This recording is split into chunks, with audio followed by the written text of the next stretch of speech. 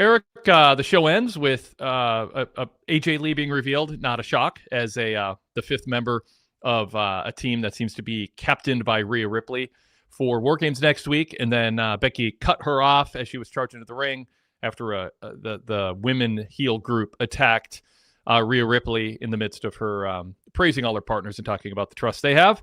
I thought it was fine. You know, I mean, it's a little paint by numbers, but it had a newsworthy value why they were in the ring. Rhea, you know, the presupposition for them being in the ring is Rhea affirming that she trusts her partners after some stuff that happened earlier in the show we'll talk about, and then wanting to reveal the fifth partner. So I always like when something happens, there's a presupposition for being there to film it, and WWE's really sloppy about that. But this felt like a main event worthy segment to hype the women's War Games, and I'm glad that they got the final spot so that they don't feel super secondary to all the attention the men's War Games has been getting. And then, you know, Nia Jax got to be, you know, give the Annihilator to Ripley, and then Becky went in the ring and shook hands with her new teammates. So I thought it was, you know, I mean, good basic stuff, but I thought it made sense and it worked. How about you? Yeah, I agree.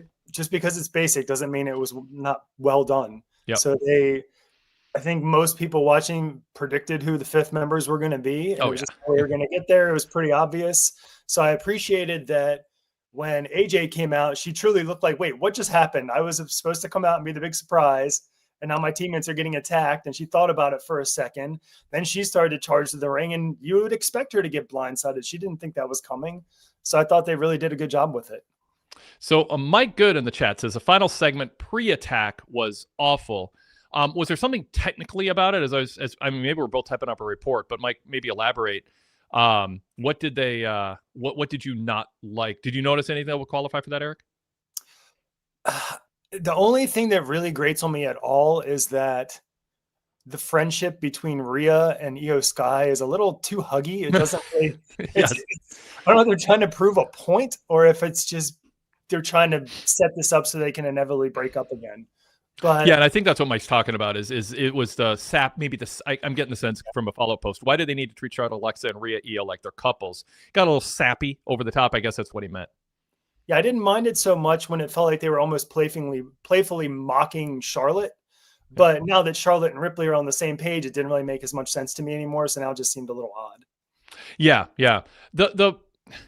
You'd think they got ridiculed enough, especially Io Sky's affection.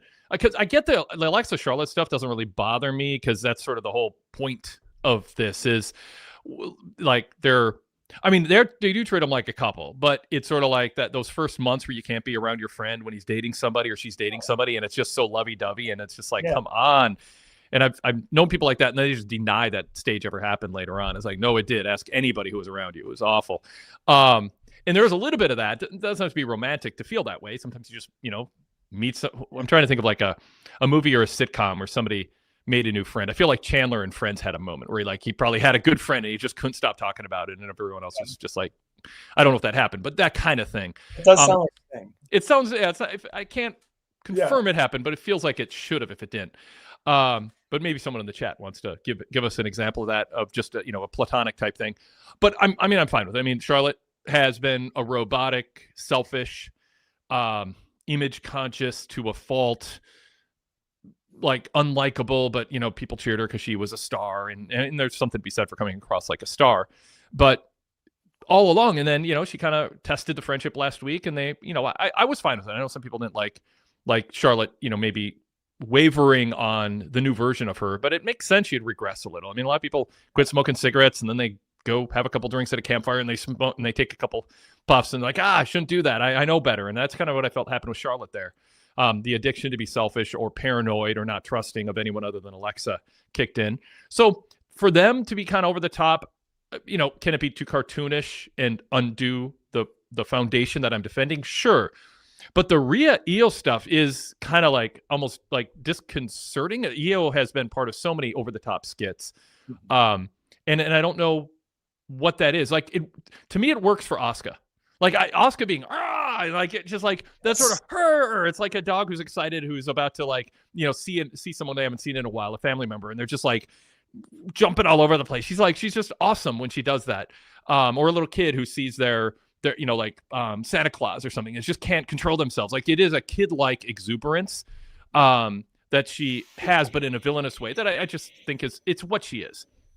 It's established as her persona and character, but I don't think anyone else should be doing it. It just starts feeling like somebody behind the scenes is producing them in a way that can feel demeaning or cartoonish or counterproductive. So those are my thoughts, Eric. How about yours? Yeah, as far as Asuka goes, I feel like it was earned with Asuka. When Asuka first started doing it, it did feel like a caricature and it did feel a little annoying, but it's gotten better and it's become her character and it's more of a thing now. And I also think she's doing a better job with it. She's found out what works with it and what just comes across as childish. Io hasn't progressed past whatever childish on some sort of drugs stage she's on, where it just has always felt a little off. And it makes it so, to me, it's starting to overshadow her a little bit. It's kind of overshadowing what she puts forth in the ring now, which has always been her standout. And I fear it's starting to drag Ripley down with her, because people watching Ripley want to see this badass. And for her to be hugging her partner all the time, it's really it's taking away some of that facade that she built up that I think worked for her. What do you think they're up to? Like, what's the rationale? Like, what's the impetus or the defense for it, or both? My immediate thought is they're building up to that inevitable Ripley Io Sky one-on-one match again, since Ripley still hasn't gotten that victory. And I do wonder if it's happening at WrestleMania, and that's the long game here. But what I don't understand is how that works from a heel face standpoint. I don't see either one of them justifiably turning, and it doesn't make sense because they're both natural baby faces. Yeah. And I mean, Rhea Ripley going heel seems like a terrible idea. And because they had, I mean, a year ago they had something with her, and this has been not a lost year, but not she hasn't progressed from to the degree that I think everyone thought she would be standing here a year later. And her going heel, I think it might be a worse decision than when they turned Becky heel and no one was buying it. So I don't know about that, but Io Sky just seems super likable, and I don't know that. So I get it's pro wrestling. You would say that they're being over the top to set you up for being disappointed when it doesn't work out, but it doesn't. Yeah, like I'm with you. I don't know who the proper direction would be in terms of the heel face dynamic for that.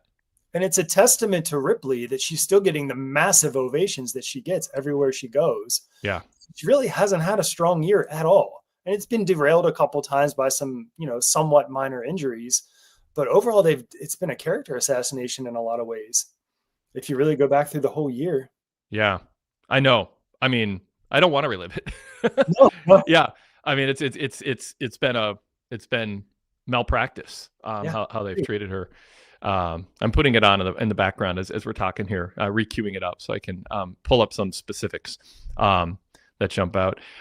Darrell in the chat says, Io's character has been for a while now the super excited person. I just look at her celebration with the pointing at herself all hype. She got that over, and they're trying to build to the big Rhea versus Io match.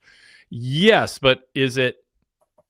I mean, well, I'll throw in. Powder repeats says, face versus face has a higher risk of being boring.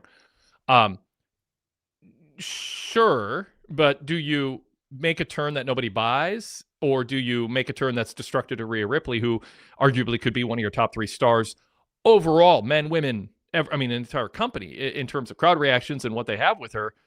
Like, I mean, have a slightly more boring match because there isn't. I mean, I'm critical of Paula Beck doing too many heel. Like, I don't think it's good. Jade Cargill turns and now she's like confronting Chelsea Green and showing her up. It's like, who are we rooting for? Do we like to see Chelsea get shown up by Jade, or do we like Chelsea because she's entertaining and fun, and so we resent Jade for it? Well, if Jade just turned, how about just not having her cross paths with a heel so that we can actually grow to get used to disliking her?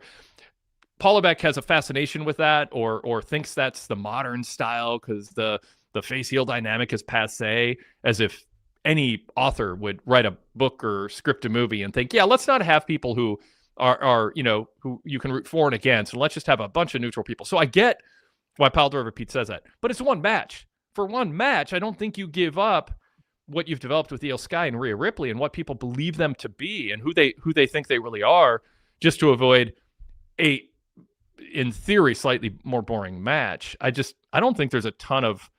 I know they built up the history between them, but I don't think there's so much money in that match in and of itself that you should risk turning either of them, and the downside that comes from that. Yeah, I agree. I mean, Ripley should be the top babyface in the company from the women's side, and Io should be top 5. But the way they're going right now, it's just hard to see what the focus is. And I don't want to drudge us back into the 80s and 90s, but when I look at Rhea Ripley and I look at Io Sky, I expect Rhea Ripley to destroy her. And I know that isn't what's happened in the past, but it's hard to overlook that. So if they go one-on-one again, and I expect Ripley to win, and then Ripley wins, it doesn't feel like such an achievement to me. Yeah. Real Legend says, my only complaint is Kyrie no longer hesitating from attacking Io. That did seem sudden. She went from weeks and weeks of, well, I don't know about this, and Asuka, you're telling me what to do, but I don't know, it doesn't feel right. And then now she's just all on board. And I feel like we kind of missed a chapter where we saw her kind of reconcile weeks and weeks of hesitation to now just exuberantly, in an unwavering fashion, just be like, yeah, I'm all on board with Asuka. I thought that was a little clunky. Do you agree with that? Yeah, it felt like it jumped ahead very quickly. Yeah. Mike Good says, I like Io's character. It just needs to be pulled back a little bit. Yeah. Oh, by the way, and we can keep talking about this, but I want to throw in, so I don't forget, the Chandler comment. Real Legend says, Wade, that didn't happen. LOL. There's got to be an example. I would say let's imagine it happened because it makes my point. But yeah, I know somewhere there's been, maybe it was Seinfeld. I don't know. I'm thinking of, like, it feels like a 90s sitcom plot to have a friend that nobody else, that someone is just a little too into in the friend group. Is like, what's going on here? I know there's something in my brain that says that happened, but Real Legend said the closest to that would be Chandler's friends finding his girlfriend annoying. Yeah, to a degree. I mean, it's not a perfect example, but I want a platonic friendship that's a little over the top is what I'm looking for. That's the reference I'm looking for. It'll hit me like in 3 hours. I'm like, why didn't I think of that live? Same. I'm going to think of this tomorrow morning. Yep. All right, let's pause and introduce the show. We have Griffin calling us, Chris Griffin, PWTorch contributor, who was at the show tonight. So we'll talk about what the show was like and observations like Cody's pop, and it was, crowd chanting OTC and CM Punk, and then they get Cody instead. Was there a Cody chant in there, Eric? There was not. Yeah. So I was like, here's your third choice. Are you okay with it? We don't have chocolate and we don't have strawberry, but got vanilla. And coincidental, I called Cody vanilla just randomly. But anyway, so got a lot to talk about. And we'll bring Griffin on in a few minutes to also, with proper warning, give us spoilers because they're taping next week's post-Thanksgiving show tonight, which is why they're doing that Survivor Series match, because that'll feel like an hour. We'll talk about the build for that, and also talk about the latest with the Vision, Ilya Dragunov's latest match, the latest qualifiers, the John Cena tournament brackets, the Sheamus injury that has opened up a intriguing mystery. It might be a big deal, it might not. So we'll cover all that and more. But let's pause and just formally introduce the show here. This is the Wade Keller Pro Wrestling Post Show for Friday, November 21st, 2025. I'm Wade Keller, host of the show, editor, publisher, and founder of the Pro Wrestling Torch Weekly newsletter and the website PWTorch.com. And also, I host the Wade Keller podcast, our Blue Logo show. That is audio only. So if you're watching us on YouTube, you are missing out if you're not subscribing to both the Red Show and the Blue Show when you search Wade Keller in your podcast app. So just search Wade Keller. You'll see a red and blue logo pop up. Subscribe to both. The red logo features the audio version of our post shows that originally live stream on YouTube. And it also has some flashbacks and other content that you can check out. On the Blue Logo show, not only did we have our flagship earlier this week, Jason Powell from ProWrestling.net joining me as he does every 3 weeks in our co-host rotation, but tonight we're also posting the AEW preview. I had a fun roundtable with Darren Lilly and Sean Radican from PWTorch, and we did a rapid fire 45-minute preview of the entire Full Gear lineup, including that just scintillating pre-show with Big Boom AJ and whatever, all that stuff. Is it Big Boom AJ? I don't even know. And also the Tony Khan media Q&A is on that also. So back-to-back a 45-minute pay-per-view preview. So get to that before the pay-per-views tomorrow night. A fun discussion on the state of AEW and our thoughts on the hype. Even if you're not watching the pay-per-view, I think we covered a lot of interesting stuff as far as the state of AEW and some big things that can happen Saturday night with key players on that show. And then Tony Khan's media call, including his long non-answer to what he has learned about what lessons he has learned over time in the 6 years. He was asked that because he didn't answer it when Ariel Helwani asked him, and then Sean Ross Sapp asked him as a follow-up. And I mean, I think he gave like an honest answer, which I can't think of anything in particular, but it was kind of funny that the journey he took, and we didn't learn anything about lessons he learned. I was bummed out. That was the part I really was interested in. Maybe I'll ask him, and maybe I'll corner him and go, come on, you got a week to think about it. Give us 3 things. Anyway, but obviously a lot of talk about Full Gear in that too. So check that out. While you're at it, search PWTorch in your podcast app for the PWTorch Daily Cast feed. That will include Saturday nights, I should say, Full Gear. Well, it's tomorrow night, but for some of you, it's tonight. If you're listening to us on Saturday, the Full Gear post show. Greg Parks and Brandon LeClaire will be hosting that. That will be on the free PWTorch Daily Cast feed late Saturday night because it's an AEW pay-per-view. You can watch the live stream on YouTube, and then you can download the audio show late Saturday night or Sunday, and get the whole experience there with the analysis of that show. All right, but we are here to talk SmackDown. We are just about a week away from Survivor Series, and then after that, John Cena's retirement match. And I'm joined by Eric Corbridge, a PWTorch contributor who does SmackDown coverage on Friday nights with a detailed report right alongside mine. So you get 2 different perspectives and 2 different sets of details and observations every Friday night. So pry yourself away from the dopamine rush of social media and open up your web browser and check out what Eric and I say on Friday nights about SmackDown in separate reports. Eric, welcome back to the co-host chair. Thanks, Wade. Always great to be here. And I just want to apologize to Tony Khan fans. I'll separate those from AEW fans because I know that they're not always the same. But sometimes I think when you ask someone a direct question about what they've learned and they give you a non-answer, that's your answer. There might be something to that. Yeah.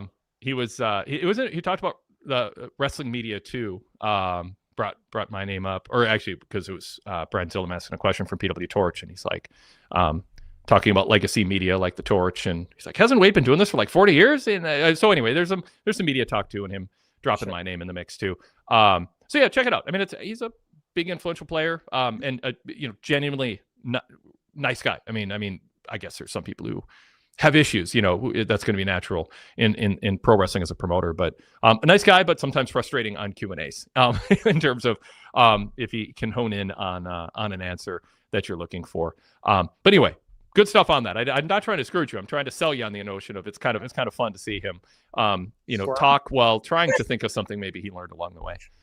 All right. We do have our VIP show going on right now. Throw a plug in for that. PWTorch.com/GoVIP. We'd love to have you try out our service. We got the new Wade Keller news bulletins. They're full-page PDFs in landscape view. You can open them up on your desktop screen or your tablet. Read my top story of the day, which takes up half the page, and then a news and notes section, and also my end notes section, which is kind of random editorial thoughts. That also is offered in all text format on your smartphone, so you can just scroll through it if you want to read it in that format. And then I also read it as an audio format podcast. And I've been doing 2, 3, 4 a week. I'm kind of going to aim for 4 a week once I get past what's been a very busy month plus here for me. I started the new feature, and then a bunch of stuff happened outside of work that has been pulling me away from doing it as often as I want, and I just have to adjust. But I really enjoy doing them. And so, yeah, whether you prefer a 16-minute podcast or a one-page PDF or just an all-text version, it's a way to get more thoughts from me on a top story. Last night's new Wade Keller Daily Bulletin was a look at the Full Gear pay-per-view and why I think it's a bit of a sleeper event when it comes to how newsworthy it will be looked upon after the fact, even if I don't think it's going to do a great buy rate because it doesn't have that one key or 2 or 3 top level hooks to get people to order it. And again, some news and notes and other editorial comments in there too. So go VIP. The discount coupon code to get $9 off a VIP sub is NOV, as in November, 2025. NOV 2025, and you can apply that $9 discount to 1 month, 3 month, or 12-month sub. PWTorch.com/GoVIP. Coupon code when you go to the sign-up form, NOV 2025. Save $9. All right, let's get back to talking about SmackDown. The men's build. It was kind of an interesting night because we had sort of promos that didn't quite end, bookending the show. What did you think of what we heard from Paul Heyman? It was fine, but it felt like sort of filler. The beginning promo was filler so that they could then cut backstage to a camera guy for no apparent reason, unless someone heard a ruckus in a bus, running to a bus, where then when the camera arrived, perfect timing, Drew opened the door and he left, and a bloodied Cody Rhodes fell out onto the ground. Cody would get revenge later on. What did you? And by the way, we're going to get to some complimenting of the good wrestling on the show because I see the chat's itching to compliment the wrestling. I'm talking about the angles building Survivor Series, but we'll talk about some good in-ring action in a moment. But yeah, we had the angle with a bloodied Cody, who then had a couple hours to recover and came back about an hour and a half later and got some revenge and cut an intense promo. Michael Cole said he's never seen Cody so intense. Your thoughts on the men's War Games developments tonight, Eric? So when it started, I felt the same way you did, that Paul Heyman was saying a bunch of nothing, but because it's Paul Heyman, he delivers it well, and you don't feel like you're like bored. Mm-hmm. But now looking back, now that the whole show has played out, they pulled the same kind of like switcheroo on the baby faces that they did with the men later with the women with the AJ Lee thing, because the Usos came out and thought they were going to have an advantage, but nope, Cody got beat up. So it was kind of the same thing twice now that I look back at it. And it didn't make a lot of sense. The one thing that really jumped out to me the most was I'm wondering if Corey Graves made a mistake by mentioning early on that, oh, well, Drew McIntyre was outside. He wasn't in the arena. It doesn't matter if he's suspended because he wasn't in there. And it completely, to me, took away from when Nick Aldis called it out later on in the show. So I thought that was interesting because it just completely relegated that whole segment to be meaningless because Graves had already kind of said the same thing earlier. Yeah. I mean, I don't have a huge problem with just saying something twice and underlining it, but I can see where the idea would be you want to, Graves could have said, why is he getting away with this? Why is it, is he going to face ramifications, and then reveal later, yeah, here's the technicality of why not. The whole thing's a little weird. Like if you're in War Games, then your suspension doesn't count at all. And it felt like, and I'm not sure on this, but it seemed like they were like, yeah, Drew can be on SmackDown as long as it's related to War Games hype. And now he can't even be on SmackDown. He can only be at War Games. So I feel like maybe the idea is Nick Aldis is trying to, with legal minds helping him narrow the parameters of the loophole as we go, maybe. Right. Yeah, it's weird. Would this story be any different if he just wasn't suspended? Has it really added anything to this? It just feels like it was pointless. Like he didn't need to be suspended. I know anything. That's what's weird. Yeah. Is this feeling that Paul Heyman's a genius for, orchestrating them getting away with something enough to, I mean, Drew could have attacked Cody in his bus for without being suspended. Like he doesn't need, the suspension didn't make the bus thing more likely, more advantageous for him. So yeah, I guess unless after War Games, he's going to be suspended. But then why not suspend him for something that happens at or after War Games? So yeah, I'm with you. I don't get it. I think they should have tried to hammer it home more and had Aldis say something when he suspended him, like, you are not allowed to compete inside a ring until I lift your suspension. And then that's when Paul Heyman steps in and finds the loophole and says, I'm allowed to pick anybody. You can say he can't wrestle, but I'm allowed to put him in a ring because I just picked him for my team and now you're stuck. That would have made more sense, but they didn't get that explicit with it, so it just felt kind of flat. Yeah, I get that. Real Legend, by the way, in the chat says, I feel the reason they didn't chant Cody's name is because the crowd is used to Cody being on SmackDown.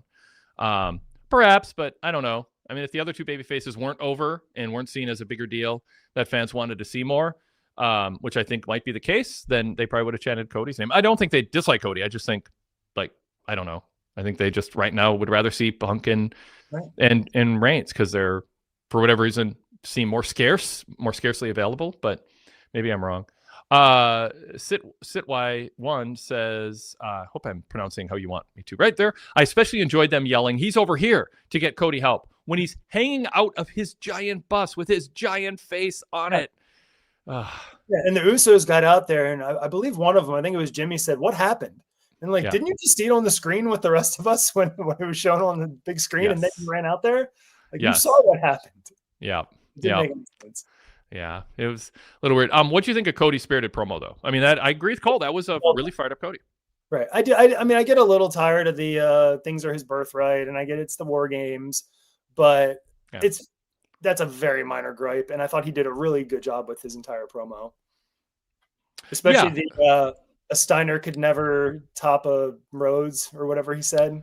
Yeah, it was they do not run from the idea that Braun Breaker is a Steiner. It's just right. Yes, he has his stage name, but he is a Steiner. And I think that makes people likely to be less offended by him not just being Bronson's Diner or whatever. You know, I mean, they can't just. I think fans accept, even if it's excessive, the idea that someone would have a stage name, just like a rock star. You know, just going by a short name or whatever. I once embarrassed myself and said, like Prince, that's not his real name. And then I was like, oh wait, I'm from Minnesota, I should know that. It is his real name. He just went, just Prince for short. But so my example there was embarrassing. You'd be annoyed if they didn't acknowledge that he was a Steiner, but at least they acknowledge it. Exactly. Yep. And that's the thing. So yeah. I mean, like David Bowie, his real name, David Jones. Bowie's cooler. So cool. Yeah. Than David Jones. And there was a Davy Jones at the time. So I think he just felt he had to change it to something else because I think there was another like pop star at the time. So yeah, I think people accept rock stars and pro wrestling stars are going to have a stage name. But yeah, it would be insulting to not acknowledge he's a Steiner. And that obviously is part of his lineage that they talk about with Rick and the barking and all that. So, but Cody's saying that, in all of history, there'll never be a Steiner Battle of the Rose. I mean, it does sort of tie together. Yeah, Dusty and the Steiners were around. They weren't like, top rivals of each other, but the eras overlapped enough that it works. Cool. Okay. Well, a lot more to talk about on the show, including some good wrestling, but let's bring Griffin on and get his perspective on being at the arena, in the arena tonight. Griffin, welcome. Where are you right now? I am trying to find the quietest place to be able to talk to and hope that you can hear me okay. We can hear you, but I will say you have not found what I would call a quiet place, but it is not distractingly loud. Okay. It is the quietest place. Yeah. I did not say it was a quiet place. Yeah, exactly. Yep. So very good. How was the show tonight? What'd you think? I thought it was a good show. I thought it was mostly an okay show. It's fun to be at. Got to see some big stars. Didn't see any big surprises. Heard you talk earlier about chanting CM Punk instead of Cody Rhodes. Yeah. I think the crowd wanted like the full war game team here, and Cody was advertised. Cody's had autographed merchandise. Cody's got an exclusive Denver shirt. We knew Cody was going to be here. We wanted to see the other guy.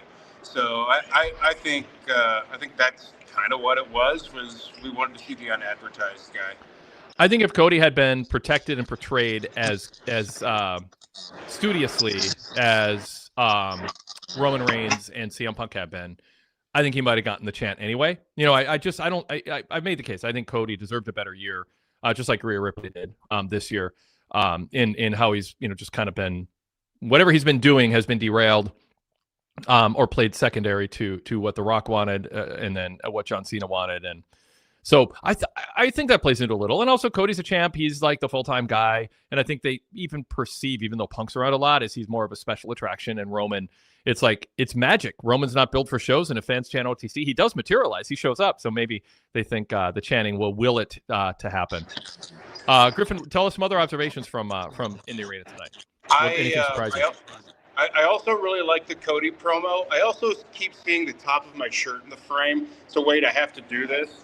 I don't want the top of this to show and not show the rest of it. Oh, got it. Yeah. Feel like I'm promoting and wearing. So I can't let that be the top of the frame and then not understand the rest of it. That is actually, I think I understand why you wanted to make that point. I'll just put it that way. Yeah. Sure. Thanks. Yeah. Although if you really want to be timely, replace Vince with Mondami, because man, did they buddy up today.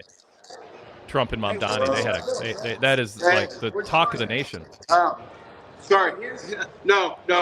Nostalgia. Oh, sorry. Somebody said, "Where'd you get the belt?" So, hey. Oh, and got a plug-in, yeah. Hey, you guys can get one too. Nerdstalgia.shop, that's Griffin's show. Yeah, I feel like EVP right now. I'm sorry. Always promoting. No, you're good. Yep. All right. So, the Cody promo was fantastic. It fired up the crowd. It's exactly what he should be doing. War Games is his dad's match. I get the. But yeah, it's his match, and I loved the line of our relationship is you build him, I tear him down, because Heyman does have that war game history. He walked the Samoan SWAT team down. I'll write about it and talk about it every time I can. He walked down the Dangerous Alliance. He walked down the Bloodline. You know, these are two guys very associated with the war game match. So I love them kind of being the A story, and, you know, whatever you build, I'll tear them down. Yeah. How did Cody's pop compare to Rhea Ripley or any other top babyface on the show? Jay, there's some individual ring entrances where you could probably tell. Rhea's was the biggest. Okay. And part of that was we never saw Cody. And then when he came out the second time, he was a surprise. Mm-hmm. So Rhea's pop was definitely, and we all knew she was there and everything. It was the anticipation pop, not the surprise pop. So. How about just where did Penta fall in this? Because Penta's seems like he just always gets a good pop for not being a top tier guy. Over as hell. Yeah. Over as hell. I cannot believe. So they had Phoenix mask. I actually wanted to buy a Penta mask. Love them both. Mm-hmm. I just think Penta has the cooler mask. But all they had was Phoenix. So it's, you know, he's the SmackDown guy. But yeah, their merch game was a little weak in places. The finish to JD McDonough, or excuse me, I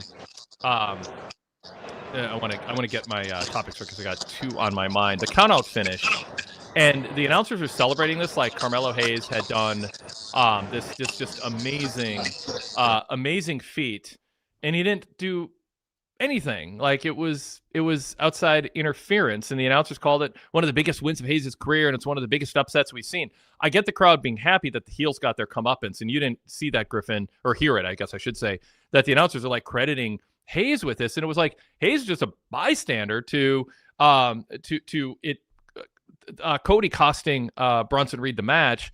And so I guess I'll throw to Eric first on that because I want to know if it jumped out to you, Eric. And then Griffin, I want to get your thoughts on, or your observations on how the crowd reacted to a countout finish, because we don't usually a countout finish by WWE and everybody is treated as sort of a secondary, not super satisfying way for a match to end, which I don't really think it has to be that way. I think if you get pinned for 3 seconds, or you tap out, or you can't answer a 10 count, I mean, that means you beat the guy up, you can't answer a 10 count. I think that's pretty impressive. But in the structure of wrestling, it's not treated as prestigious a way to win. So I'm curious about the crowd reaction. But first, Eric, your thoughts on the finish, but also how the announcers framed it, which I felt was heavy-handed. And yeah, it was interesting because I actually thought Michael Cole had a very strong night overall. But with that, it jumped out to me too, because I expected Carmelo Hayes to win this match, and I figured it was going to unfold in some form or fashion the way that it did. But then when it was just going to be Cody hits a crossroads and rolls Hayes in, and Hayes wins by count out, I was thinking, don't make this such a big win, because Hayes deserves a big win, and this isn't it, not the way you're doing it. So for them to make such a big deal about it, I thought it took away from Hayes quite a bit. And it makes me hope that Hayes gets a bigger win soon to make up for this. Yeah. Griffin, your thoughts? Yeah, I agree with that. I hope he gets an actual win in the next bracket. The crowd loved it. Now, It wasn't celebrated and hyped on the commentary in the same way when we just get to see what we saw. And we just love seeing Cody. We love seeing the Vision get theirs and him lose the match. So there was hype for that. People love Carmelo, worked hard in the match, but we don't buy him as legitimate defeat Bronson Reed. Now, at the same time, you got to protect Bronson Reed, but that's where I just wouldn't have overplayed that as a That's the thing. Win. I'm totally fine with the heels getting their comeuppance. I'm totally fine with Hayes winning by count out, and I'm totally fine with Hayes celebrating the count out win. He's advancing in an important tournament, and he lasted long enough against a favorite Bronson Reed. That's how it was framed, and he lasted long enough to benefit from the 14 minutes in. He lasted long enough to benefit from from the heels getting their comeuppance. So it is just the announcing. It was just the announcing framing it as this is the biggest upset we've seen. It's like Hayes didn't earn it other than lasting long enough. So that is definitely my idea. Mark Biscetti brings up in the chat, SummerSlam 93 says hello. I was in that arena for that SummerSlam, and Lex Luger celebrating like he had done something great, and everybody in the building, like so many people in the building were cheering, and I'm just like, do you guys understand? Like, Lex did not win the title, but I think Lex was going to win the title, said all the confetti and all this stuff, and then he gets this like lame count out win, and Lex is celebrating like he had never heard the stipulation that a champ doesn't get that the champ doesn't lose his title on a count out. It was so weird.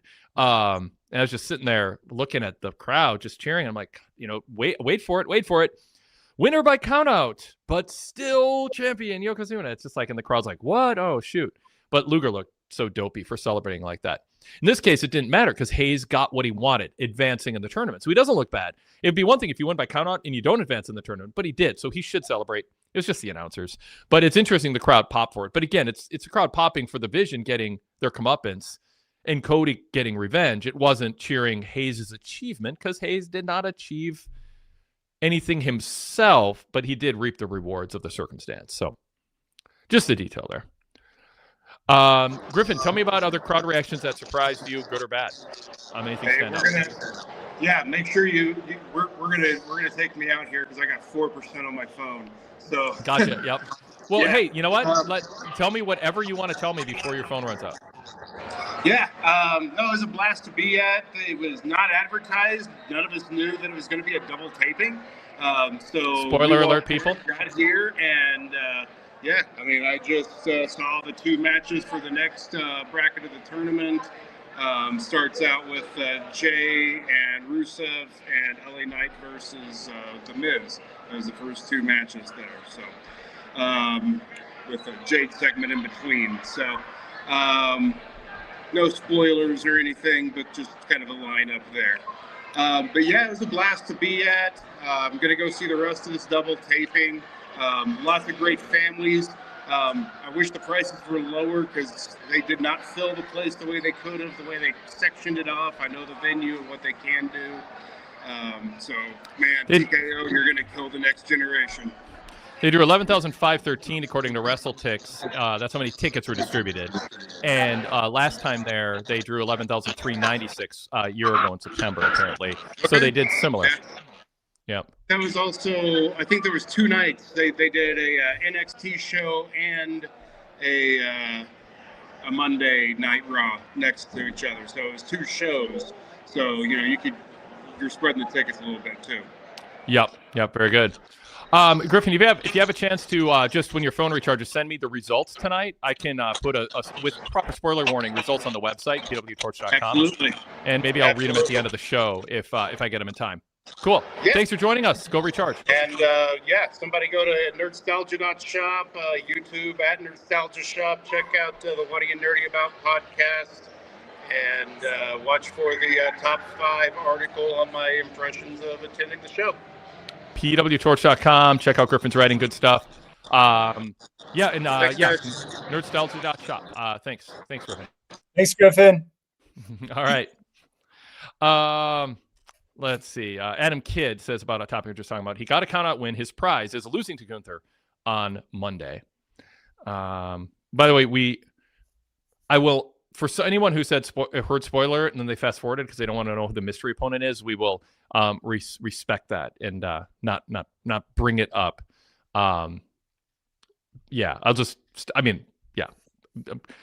It's not big enough news. I'm like, how much do I want to? It's not big enough news that I feel like it's that we should be discussing it. I'll just say that much. It doesn't look like some, but it's enough to potentially throw a twist, in who moves to the finals against Cena. I mean, I guess there's a possibility the person who entered, if you during ring introductions, you could imagine that, maybe this person will actually win. I'll just say that as a thought. Right. So, yeah. And I have I jotted down on that. We can talk about when we get there. Yeah. Who I think's moving on. Yep. We'll do that in a spoiler alert section later if we do it. Cool. Okay. So, the Charlotte Rhea Ripley meeting, Bliss and Charlotte walking arm in arm.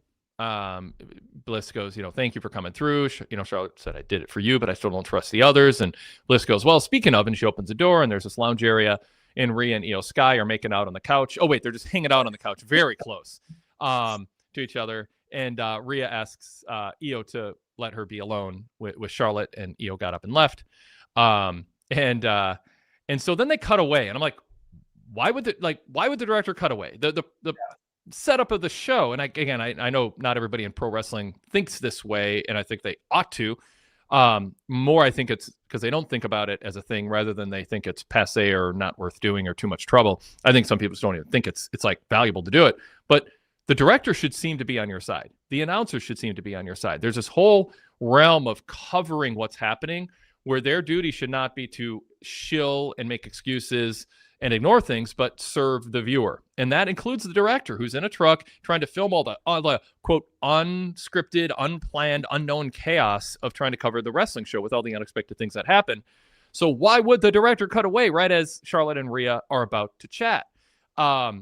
I just don't like that. I know it's difficult, and it's not a huge deal. It's a straighten your time moment. But I wish they had... and just a reason we'd believe why they didn't let us watch what happened next. But then 45 minutes, an hour, 15 minutes, whatever it was later, we get this stupidly overproduced segment of Charlotte and Rhea. It'd be well produced it'd be fine if it was filmed earlier in the week. Like, we're going to present this to you. I mean, I still would think it was overproduced, but the idea that in a half hour, 45 minutes, like they did all this back music and editing and the score in the background, and it's just so melodramatic and just silly. But Charlotte and Rhea are coming to terms and with their trust for each other, and Charlotte assured Rhea she can trust her. So, I mean, you can comment if you want on the production. I thought it was silly and overdone. I'm always thinking about this stuff too. It's when you listen to this podcast, you're going to hear the little things that they could be doing better that would make the product overall better. Yeah. When I think of it as if I'm watching The Office. They don't get to just dip away from the cameras. The cameras are always rolling. I just envisioned in my head that when you sign on to be a WWE wrestler, you sign a contract saying the cameras are allowed to follow you wherever they go, as long as it's not in the bathroom. And that's the only place you can hide. And so I thought it was great when Bliss walked Flair up to the room and said, hey, and Ripley said, we need to talk. Cool. Then let's see them talk. And so, and I'm even okay with, they're just like, this is too personal, get out of here. And they sort of forced the cameraman out and they locked the door. If they'd done that, okay, the cameraman tried and got locked out. That would have made sense to me. Yep. But then they completely lost me when they turned it into Reigns and Rhodes meeting on the middle of a football field again, and with the dramatic music behind it. And they didn't really say all that much anyway. So it's just like, I trust you now because you respect me. Like, really? Yeah. That's it? Yeah.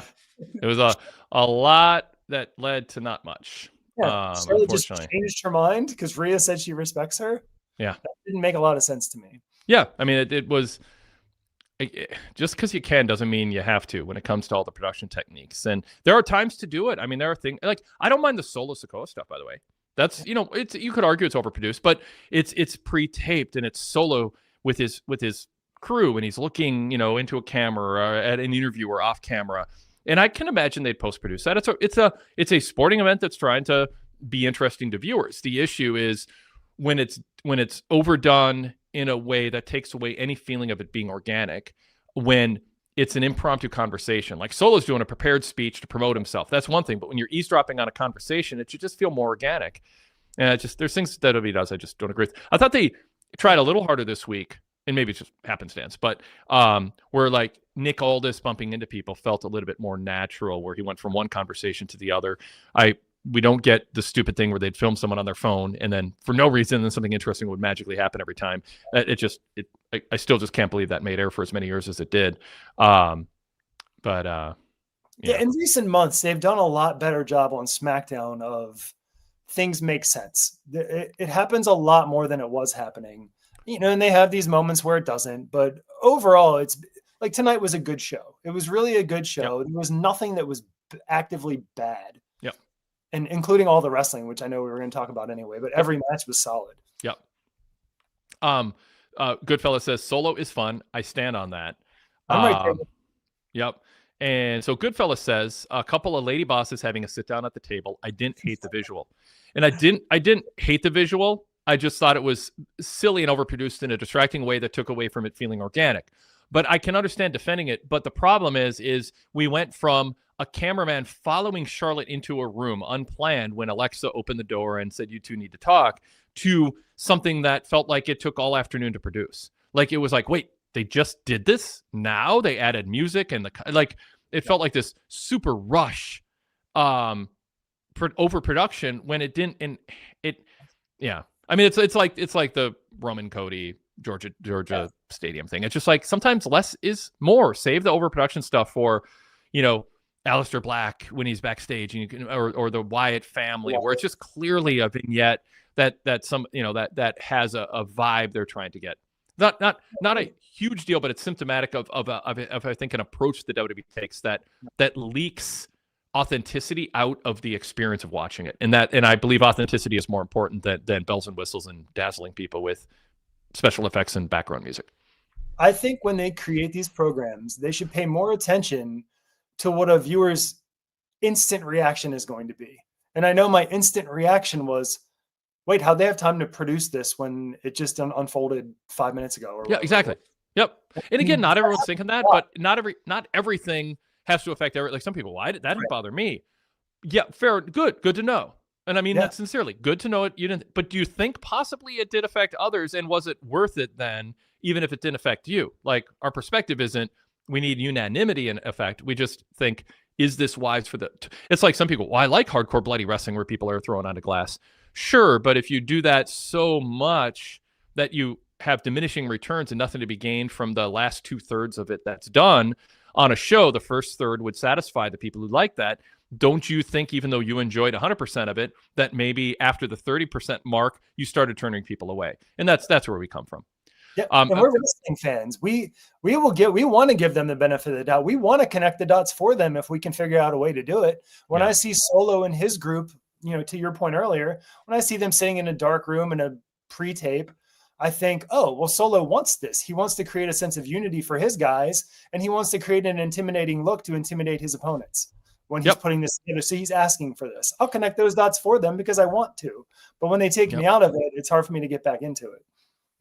Powder Repeat says, I'm not opposed to overproduction, but I say go all in one way or the other. Sure. Mike Good says the sit down was fine. It was multiple cameras and music, which was a problem. Exactly. And then Man of War, who could that be? Mike Myers says, we are lucky they didn't do an instant transition from the single camera to the pre-produced video. You know what? You're right. That would have been a big deal. Oh my God. Yes. Thank you, Mike. Because you're right. We should count our blessings, right? We should be thankful for how much worse it really could have been. Okay. Enough on that. Let's bring Adam Kidd into the conversation. See what he wants to talk about. We got our first non-onsite correspondent caller. Hey, Adam. Good to see you. What's up? Hey, how's it going, guys? Hey, Adam. I really liked the Sammy with his group, that old school, over the top Survivor Series, like back when it was, Hogan and the Warrior. And I thought that was really a nice touch tonight. I thought it definitely reminded me of that, but also the AWA Team Challenge Series when the AWA was like on their last legs. They were a big three company in the 70s and 80s, big three brand. And then, it just didn't keep up as 80s went on. And so they had this Team Challenge Series, and they had like Baron's Blitzers. Like they had the team captain, Sarge's something or other. I should look this up. And I'm like, oh, what would Sammy's team name be? So I was like riffing on that in my report, like trying to come up with the team name for Sammy, like Sammy Squadron or Zane Zephyrs. I don't think Zephyr would be intimidating. Zane's What's that? Zane's Insanos or something. Yes. So it was Baron's Blitzers, Larry Zbysko's Larry's Legends, Sergeant Slaughter's Snipers, and De Beer's Diamond Cutters after Sarge left. Well, anyway, yeah. So yeah, I was thinking of the Team Challenge Series too. The old chroma key, the old green screen background where they had these really kind of weird airbrushed graphics. Actually, it was Larry Land did some creative stuff. Larry Zbyszko back then. Anyway, I'm going down a rabbit hole of old AWA nonsense memories. You were right, Adam Kidd. It was nostalgic. It was fun. And I'm glad you thought that, because I'm watching that going, this feels different and it's fun. Sammy was like over the top enthusiastic, just touting his teammates. And yeah, I like, if you didn't know it was that, it wouldn't feel super weird. It just seemed like, well, Sammy's excited about this match. But if you have a callback to that, or if you know that it's a callback, it was extra fun. It was not an Easter egg, but it was a nod to the nostalgia that I think people like you and all of us appreciated. And the way it took me back to being 10. Yeah, exactly. The way each participant got to give their talk and how they're going to beat somebody up, and it made me wish that Survivor Series was on Thanksgiving night. Yes. Yeah. The NFL's ruined that. The Detroit Lions. I'm a Ravens fan, so I'm going to be invested this week. Take it easy on my Lions, Wade. Take it easy on my Lions. Yeah. The other thing is, I've stated before, I'm not a huge Cody fan, but I really liked his promo tonight. It's one of the very first times he's come across in a long time as authentic.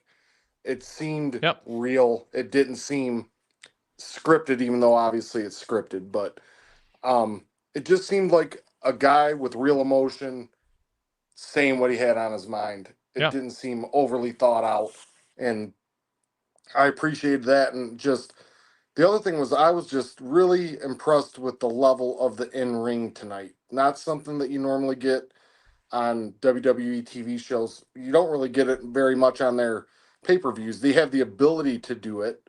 They just choose not to. More so clean finishes other than the Carmelo match, which was nice. A little bit, with the outside and the tag match when Candice took Axiom's mask. But, I mean, for the most part, he's hideous.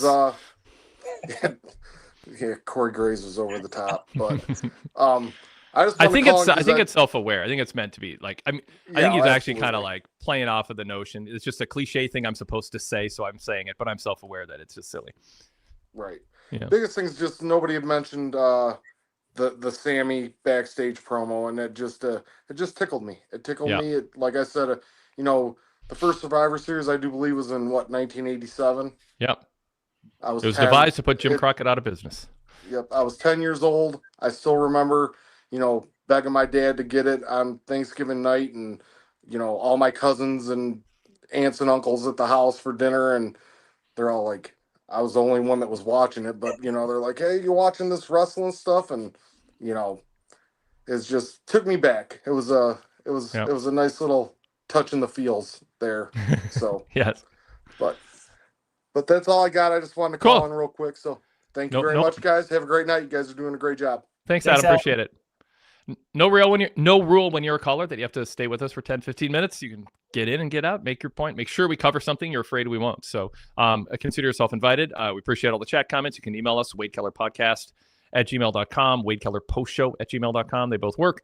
And you can also be a video caller. So if you are listening to us on the podcast side of things, which is most of you, but you are able to join us live on our YouTube stream after Raw, Dynamite, and SmackDown, you can be a caller just like Adam was there. You don't have to be on camera. Don't let that scare you. You can turn your camera off. We have people to do that.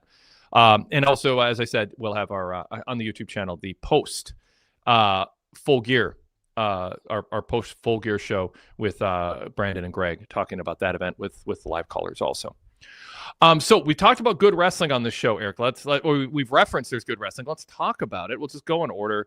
Ilya Dragunov, JD McDonough, 15 minutes, and it was just what you'd expect from these two. I'm very clearly, I make very clear I'm a fan of JD McDonough. I think everything he does is phenomenal. He knows his role. He's slotted well.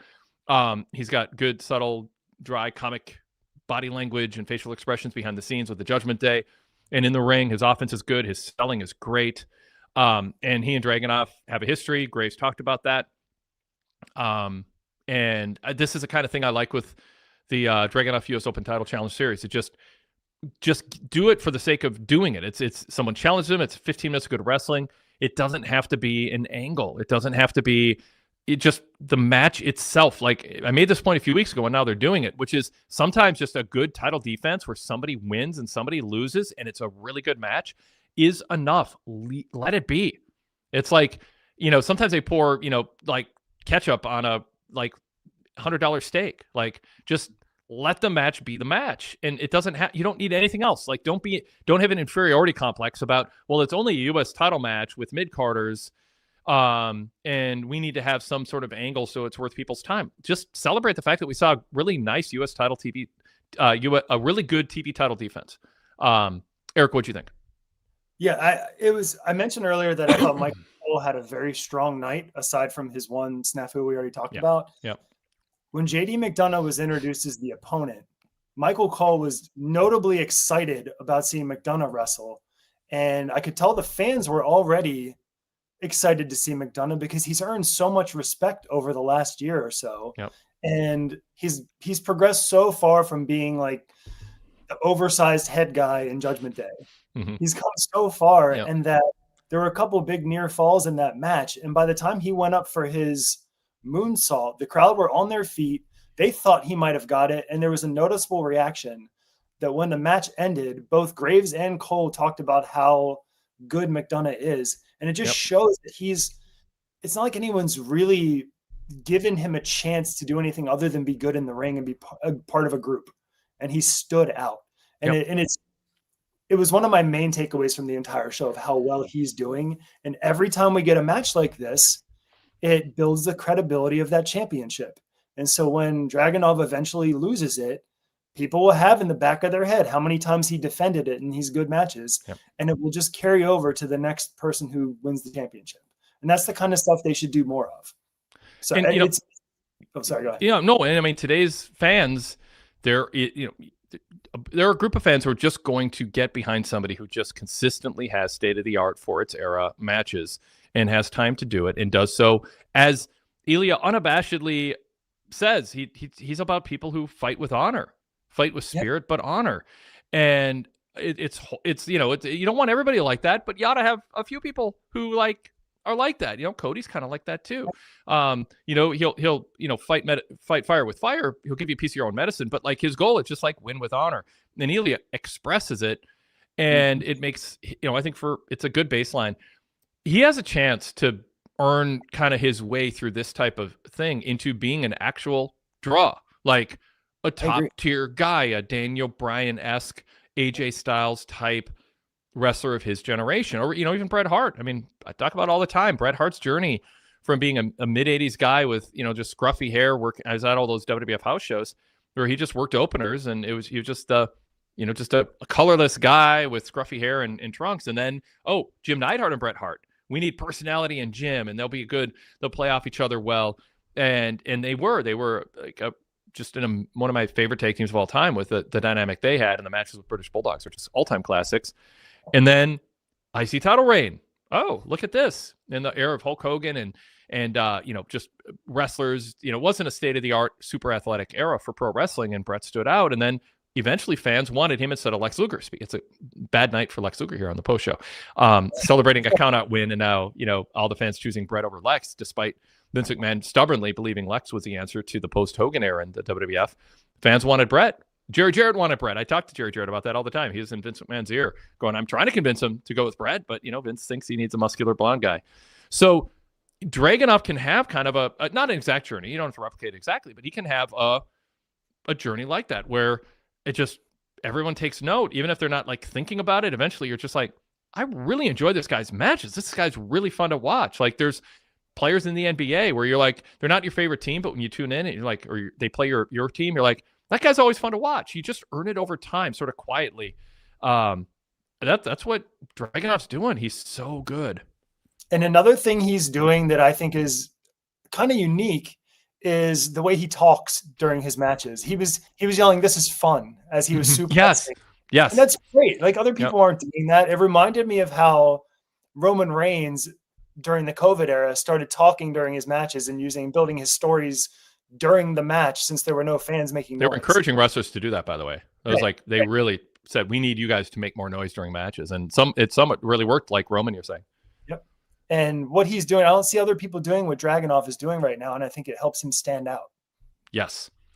Standard Deviation says a smorgasbord of styles between segments helps the rest of the show feel fresh when there's 5 to 6 hours of weekly TV time to fill. Certainly.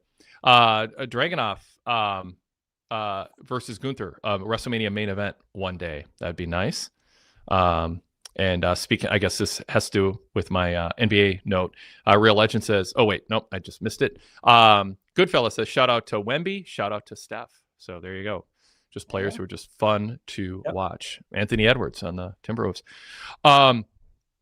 So also, all this praise for Ilya. We started with praise for JD. JD somewhat too, who might sneak up in that kind of Bret Hart, Daniel Bryan, AJ Styles way, where it's like suddenly you're like, this guy he's really entertained us for years.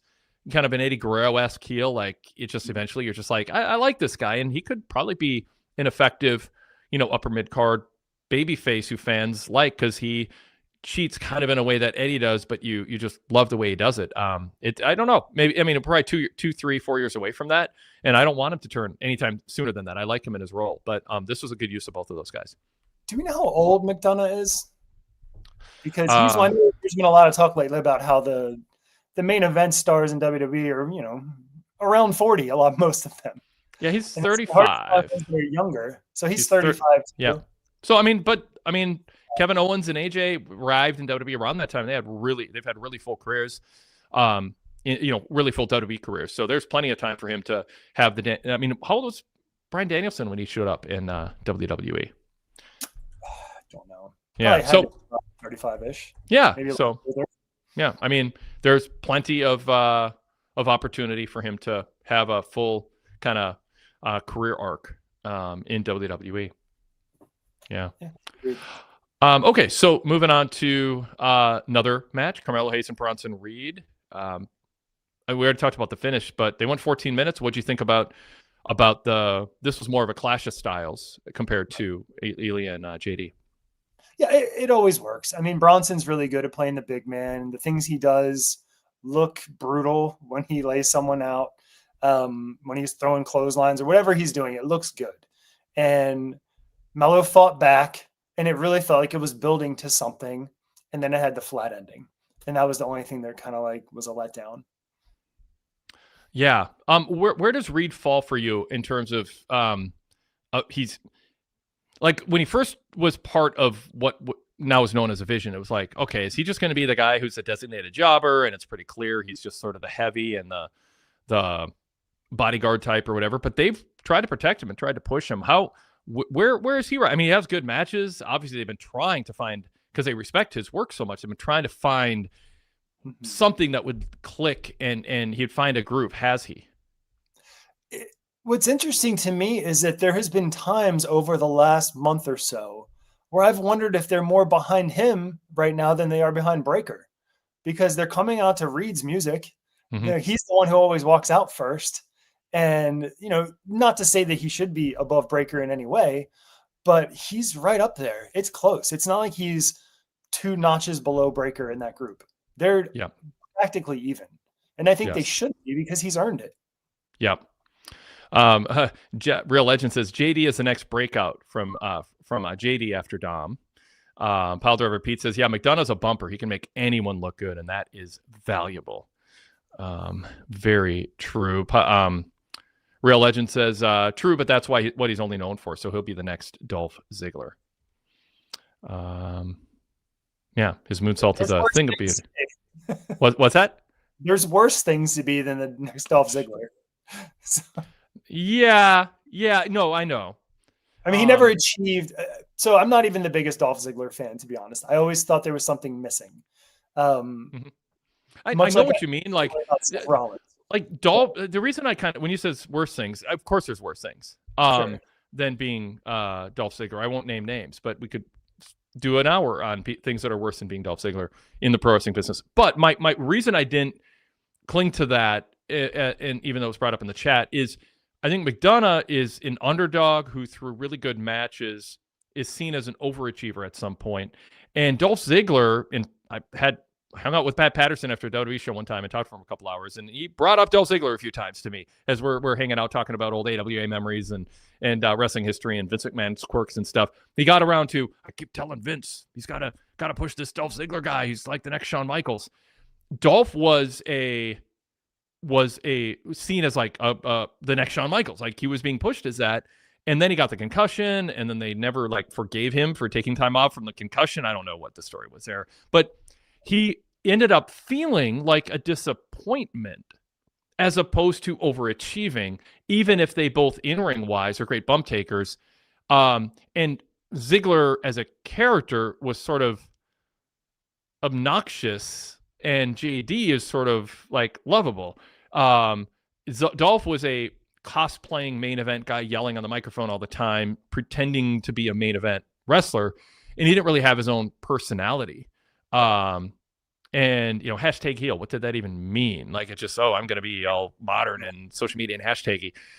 So I just never thought Ziggler, I mean, I'll watch his matches and enjoy them thoroughly, but as a character, I just don't think I know there's specific things he said and did where I like would text people in WWE going, I know there was a thing when he went back to the fashion, like his fashion went back to like some of the, whatever it was, stonewashed jeans or something. And people are like, well, we try to tell him it's not cool, but he doesn't know. But sometimes you just got to be yourself. But I don't know. Sure. Ziggler just felt like he underachieved projections, and JD and heck, even Daniel Bryan, who was about 30 when he came to WWE, maybe 29. Yeah. It's like the overachieving. It feels like, correct me if I'm wrong, Wade, the difference is that with Ziggler, it's hard to say he was going to overachieve when they recognized his talent as being a potential superstar. Mm-hmm. And JD, you get the sense that anyone's seeing, he's the next Shawn Michaels. Like, so and he won't be. He won't even be the next Eddie Guerrero. Like, he'll be but it's you don't have to get as successful as Eddie to be on a path would be comparable in the sense of a delightfully cheating villain who fans eventually embrace. Exactly. Ziggler never found that one thing that would have separated him. Much like I feel the same way about Seth Rollins. He's never found that one thing that would really put him up there into the Cody, CM Punk, Roman Reigns tier. Yes. Yep. Some Ziggler comments here in the chat. Let me look at these. Standard Aviation said Ziggler's name was Dolph Ziggler. So there's that. Totally. I would argue he overcame that. You think he overcame it? I think so. I mean, I've talked about it. It's come up and with me and others. Like, what career would Dolph Ziggler have had if he didn't have that name, though? If he was just Nick Nemeth, or something else, Braun. I don't know. Braun Nemeth. I don't know. Just like what it doesn't have to be his real name. Nick Nemeth isn't a great stage name, but just a stage name that isn't Dolph Ziggler. Right. Yeah. Yeah, it's definitely not a great name. I mean, I don't want to sit here and take that stance. Yeah. Powder River Pizza, Ziggler could be a member of the Outrunners. I see where you're coming from there. Yeah. Let's see. Powder Repeat adds, I feel we all got used to saying Dolph Ziggler, which is ridiculous. Yeah. A lot of things we get used to saying. I always get self-conscious when we say babyface and heel. And I'm like, if someone doesn't know and we're just going, the babyface team is that. And like, the baby, look at them. They don't have baby faces. What's that all about? But it's got such a rich history, and it's fun jargon, or what's the word for an industry term, not jargon. Anyway, it's got fun history to it. I used to, when I'd promote, I'd advertise a Pro Wrestling Torch newsletter in the pre-internet days in the national news magazines and in USA Today and Sporting News. We took out ads all the time to grow our product. And that's how I found it, Wade. Really? Which one? I want to say, I can't remember. It all blends together. Was Sporting News around in '94? Oh yeah. And then it might have been that. It might have been them. We took tons of ads out in Sporting News. Yeah, that did really well for us. But we'd advertise a free insider booklet, which had a list of real names of wrestlers and insider terms. And you'd get that as a free bonus when you signed up. And so I just put together all kinds of insider terms. And, some were antiquated and not used anymore, and others were very modern. I should find one of those and scan it in and put it in. I know sometimes on social media, my full page magazine ads show up. Somebody goes, "Hey, look, I found this in a old wrestling magazine in a box in storage of the the advertisements for the newsletter and our old 900 line too. So that's cool. Now I'd want to see if there's any antiquated terms that would be cool to bring back. That's a good idea. I mean, we don't. We don't. What's that, Eric?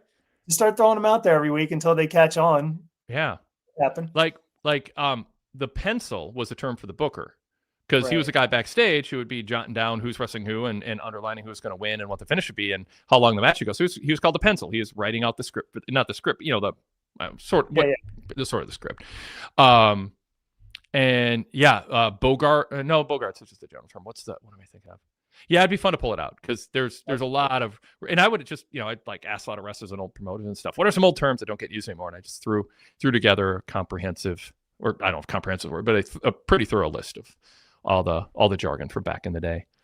Market a wrestling dictionary. Yeah. Now I don't know where my insider's booklet is. It's buried in storage somewhere. I wish because it's on an old Mac hard drive with using a software program that's hasn't worked for 20 years. So yeah. Father Repeat says I could listen to a whole podcast about this. Yeah, I'm telling you, it's good. Yep. We can do a special episode sometime. Let's see. I know there was more on Dolph here. Goodfellas says Ziggler, Miz, IC, didn't they main event a SummerSlam? Main event? I don't know about that. Yeah. The character work was bad. Agreed. Here we go. Goodfellas says, even in all those years of really bad Raws that Vince booked, Dolph would always give me something where I said, cool, thank you. Yep. Yeah. Yep. It just was, just a shame he had the Dolph Ziggler name, honestly. I mean, he had a good career despite it, but he kind of, I don't know, he kind of just seems like he's Dolph Ziggler. It's like it wasn't a bad fit. I just don't think it was good for him, because he is kind of. I always felt like he had forced charisma that he was trying harder to make exist that really wasn't there. That is very astutely put. Totally. Yeah. Okay, other good matches, and we're going to go to Jason D from Australia. Fraxium and DIY. They had a disappointingly short match, and it ended when LeRae yanked off Axiom's mask. Was, as is often said, good while it lasted. Any thoughts on that, Eric? Again, like you said, good match. Could have lasted a little longer. DIY needed a win, so I'm glad they got one. Yeah. And then Finn Balor and Penta, another match that was just too short. We even had Chelsea Green's title celebration bumped from the show. She just had a bad feeling. So I don't know why, if they just overbooked the show, or I don't know why. Maybe they just saved it for next week at the tapings. That's what I think is happening. But what I started to think I wanted to have happen now is to become a thing, to where every week something happens where she can't have her celebration. I like that. Right when she's about to have it, she loses the title and doesn't even get to have it. Oh, that's good. Hilarious. Yep, I agree. I could totally see that. But yeah, Finn Balor. Go ahead. Oh, that was the same thing we're about to say. Were you surprised at how dominant Penta's win was? Yeah, I was kind of bummed out. Yeah, me too. I mean, I don't mind Penta getting a good win, but it's like it was like 9 minutes. And Balor went for a sneak attack, and Penta cut him off. That's a good way to jumpstart a match, is the heel jumpstarts the match, but doesn't get an advantage from doing so. And then the ref calls for the bell when the babyface gets the advantage. AEW did it a lot. WWE did it a little less, but a lot, where the heel would attack the babyface from behind, and the ref goes, I have no choice now. Let's ring the bell. Let's give the heel the advantage. And it was so WWE corrected it quicker than AEW, where they'd have the ref check on the wrestler who got attacked and have them nod and say, I'm okay. But those are, there's just you should always be looking for opportunities to make everything just feel like it's a well-run, logical show with people in charge who don't reward bad behavior, because it just takes it undercuts the ability to get heel heat. If the company seems incompetent, then you just praise the heels for taking advantage of loopholes. But anyway, so that kind of, then Penta just went on the attack, got his dives in, some high spots, landed Mexican Destroyer. I mean, I don't know. If I'm Balor, I'm like, I got a match with Penta, and you only gave me less than 10 minutes. Like, we could really talk about it. He could have at least taken a microphone and talked about how he was going to beat Cena. Just something. You feel like he's earned that at this point. Yep. So we talk about good wrestling, but frankly, I mean, you know what they're doing? They're making us long for a longer SmackDown. That's what they're doing. No, they're not. I would have taken a 3-hour SmackDown tonight if it meant 22 minutes of Balor and Penta, and 17 minutes of DIY, Chelsea Green title celebration, although I like your idea. You can even add to Dragunov and JD. I mean, 15 is fine. You don't want to overstay your welcome, but you can add a couple minutes onto that. It would have been fine. Yeah. All right, let's bring Jason D from Australia and see what he wants to talk about. Jason, welcome. Good to talk to you again. It feels like it's been a little while, a few weeks. Oh, I came on a couple of weeks ago, but it was pretty brief. And then I had that run where I did 3 shows in a row from Australia, so I wanted to not overdo it. You know, you don't want to overdo it. Got to pick your moments, as you say. So, hey, just quickly with Dolph Ziggler, right? You know, it's funny. Zig Ziglar is known for sales, and Ziggler's going to go down for one of the best salespeople ever in wrestling. So it's ironic how that worked out. It's fair. You're talking about with the ladies or the way he sells in the ring? No, the way he sells in the ring. Zig Ziglar was known for sales, right? And Ziggler's selling in the ring. I thought I was going to get a better reaction than that, so I keep on moving. I was just trying to add something to the conversation. Anyway, I want to talk about Carmelo Hayes. I thought he had an amazing night tonight. Okay, so it's the visual of Carmelo Hayes in the ring with 3 top heels at ringside trying to thwart him and Paul Heyman as well, right? And the other thing is that Reed went for a tsunami and Carmelo Hayes moved out of the way. We don't often see Bronson Reed miss his tsunami. And then you got Cody Rhodes throwing him back in the ring, helping him out. So you've got all this top talent associating with Carmelo Hayes on camera. That's why I didn't mind the count-out win, because he got the win. He didn't have to pin Reed. It's the association with top talent and then him getting this count-out victory, which also does in a way protect Bronson Reed. But this was a standout night for Carmelo Hayes. This is the best night of his career, just by association with top talent. Yeah, my issue is just the announcers overdid it in praising Hayes for accomplishing something. And they praised him for accomplishing something he did not accomplish. They should have said, you know, Hayes, Bronson Reed, the vision interfered on Bronson's behalf because Hayes was giving him more of a battle than any of them anticipated. And I think he was on track to score the win here. And then their interference backfired. I mean, there's a way to not be wordy about it, but I give Hayes credit for what he accomplished, but not give him praise for actually like being the deciding factor in the actual finish, because he wasn't. He was a bystander who won by countout because of other things happening. So and by the way, I'm fine with all of that. And for the reasons you said, Jason, my issue is purely the announcers distracting me with trying to con me into thinking Hayes was responsible for that win. And he wasn't responsible for the way he won at the moment he won it.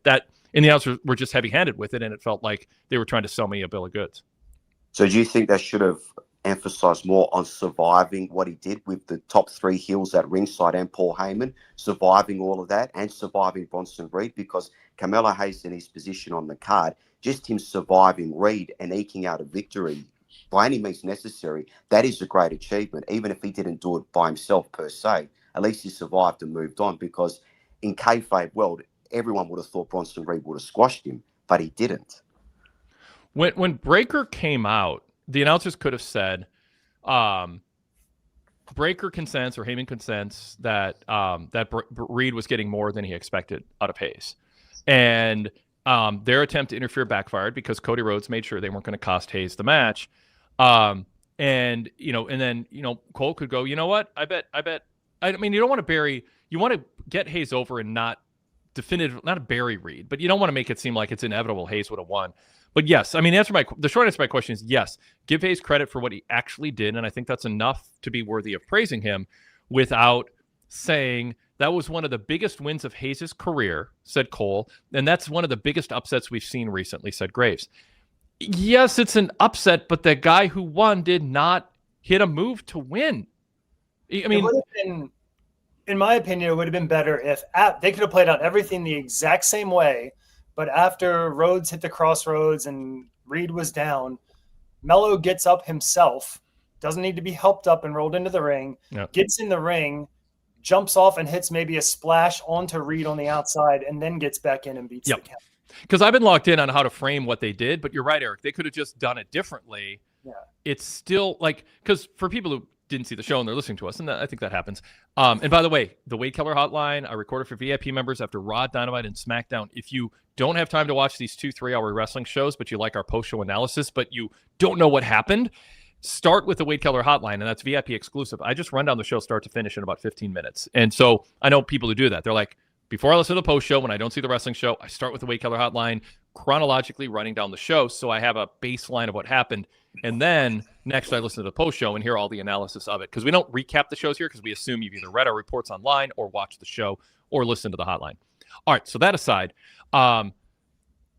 Cody Rhodes came to ringside to offset the interference. And Jimmy did too, when Breakker and Logan came out. So it turned into War Games hype, but it was Cody Rhodes delivering the crossroads that knocked out Reed, and then he threw Reed in, and then threw Hayes into the ring, and then Reed got counted out. So giving Hayes credit for that, Jason, just feels like charity. And so either, as Eric suggested, specifically change the finish so they can tout Hayes for actually doing something other than surviving longer than expected, which almost feels a little patronizing. So yeah, I would have found a way to tweak it, because I don't like the end result, and I think there's multiple ways you could do it through either the announcing or changing the sequence to the finish. I see what you're saying. I kind of disagree, but it's not worth having a major disagreement over. Like, I like the visual of Cody Rhodes, the top babyface, throwing this guy who's just turned babyface, sort of mid-card at the moment, into the ring. Like, I like that. You know, that's fine. Stick with that, but don't have the announcers act like Hayes accomplished anything then, specifically in terms of how he won. Because yeah. Do you think Hayes got in? Like, Hayes was very dynamic in the ring and hit a lot of good offensive moves. And like I said, he moved out of the way of the tsunami. He had the presence of mind to do that. We don't often see that. I feel like Hayes did enough in the ring to earn that type of praise from the announcers. I think what you needed is Corey Graves saying, I don't know, without all the interference that backfired on the Vision, that Hayes would have won this match.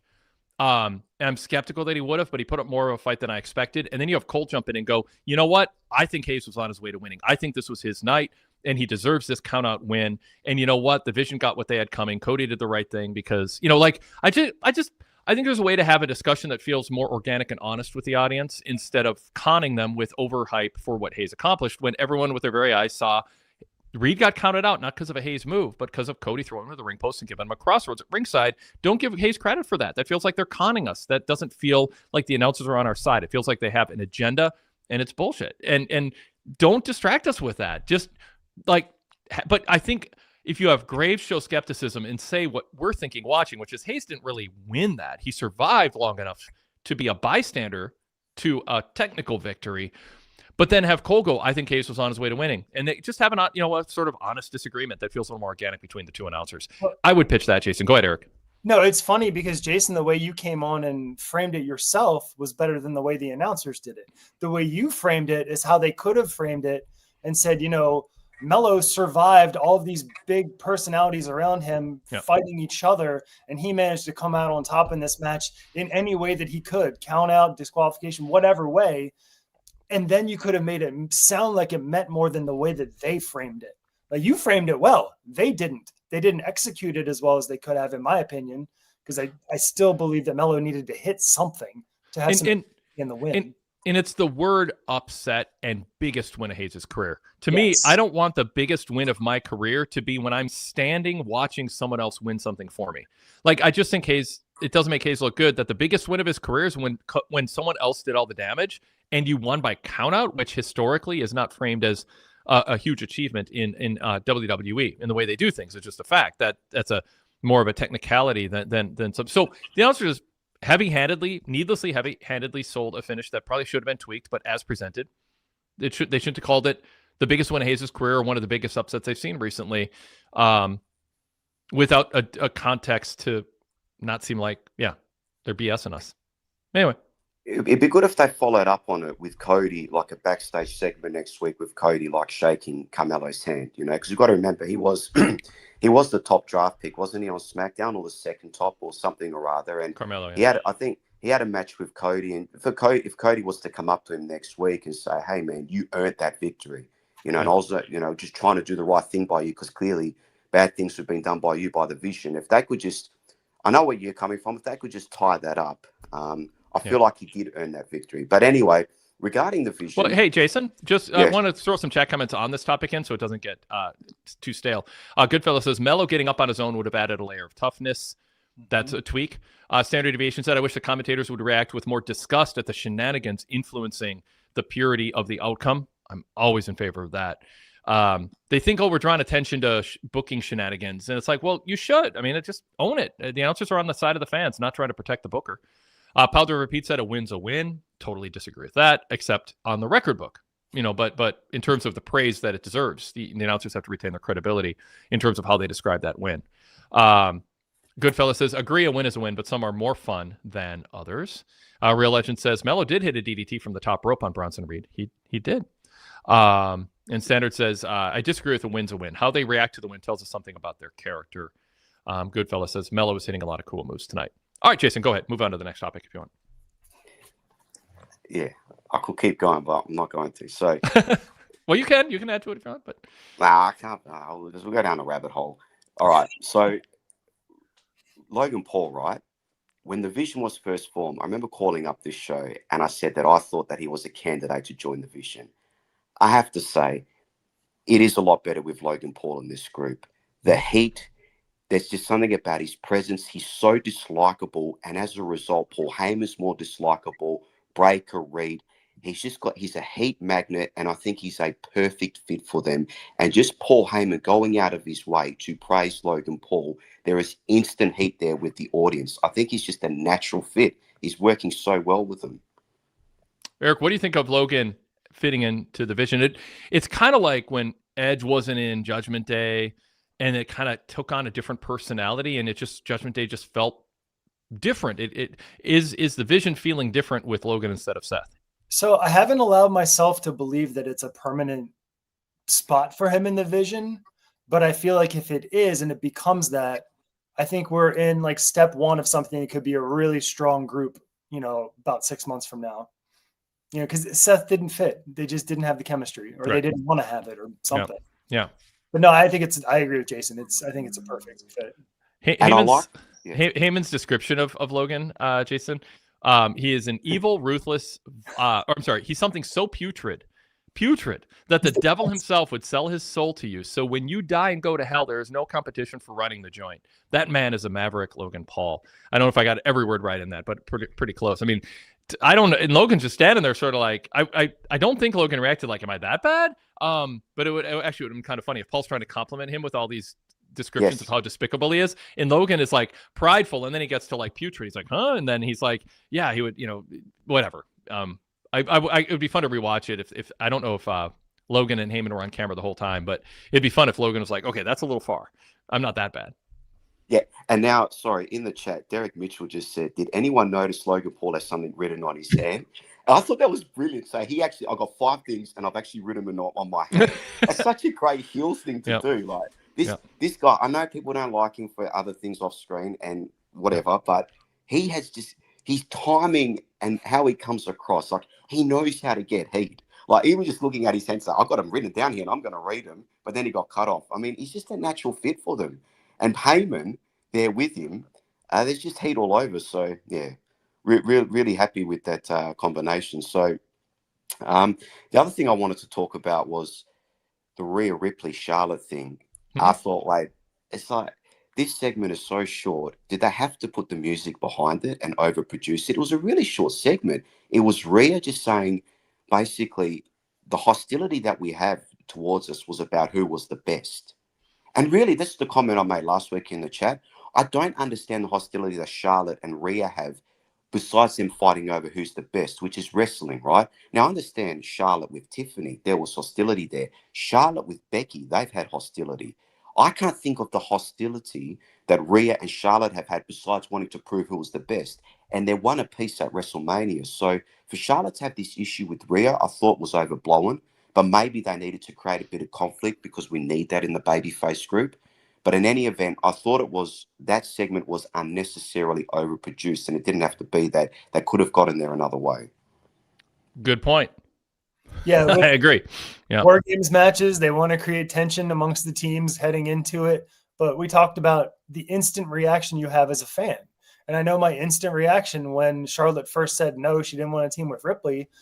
I was like, wait, did they have a huge feud that I'm forgetting about? Yeah. Like it wasn't something so memorable.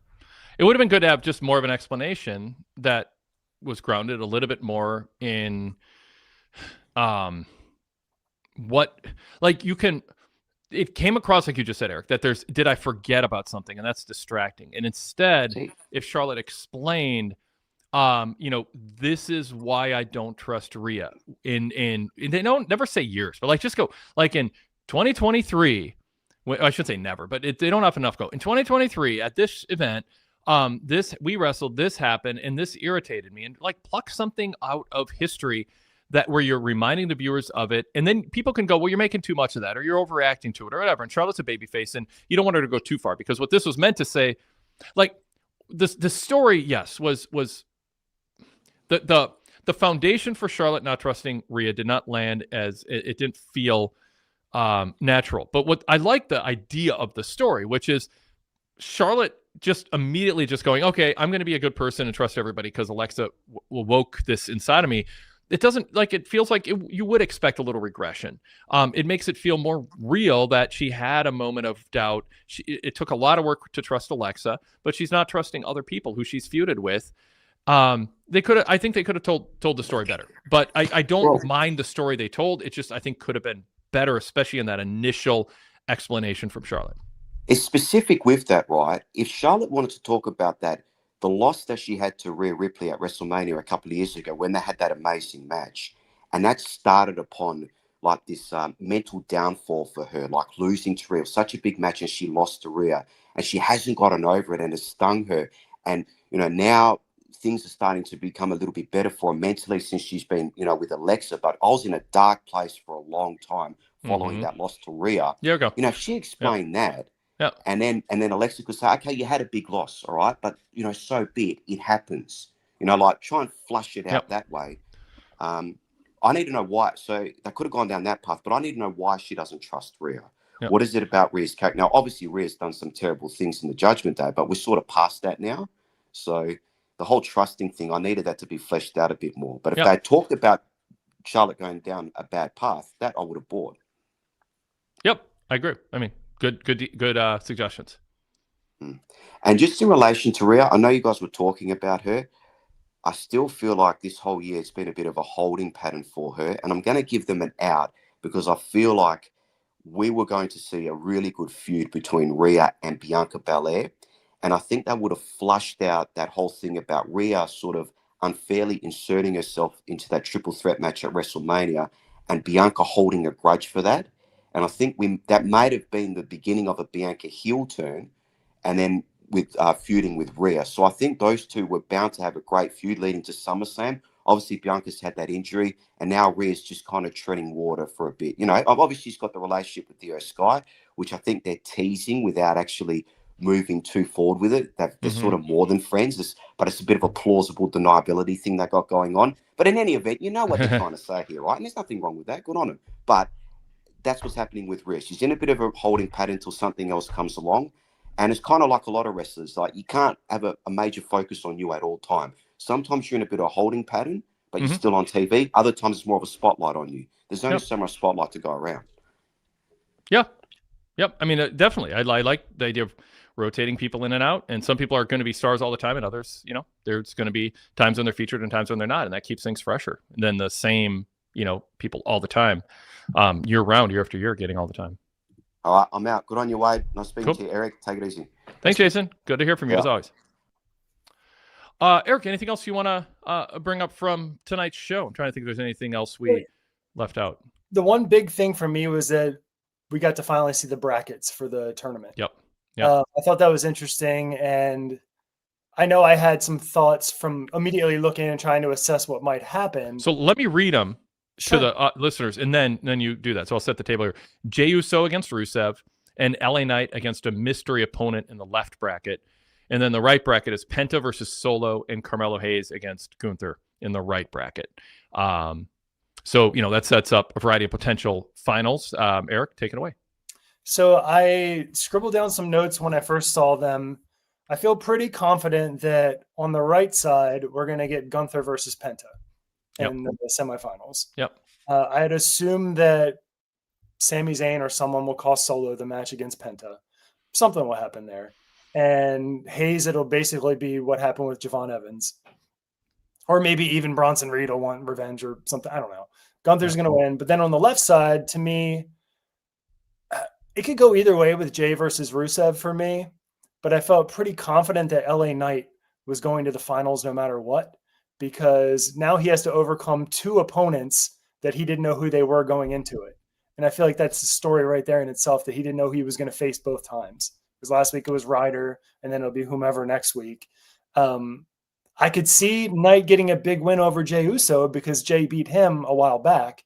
But I could also see Rusev winning, so I'm not sure. What do you think, Wade? Yeah, there's issues with Knight and Jay they can play off of, and then there's just Rusev Knight is a more traditional heel face matchup.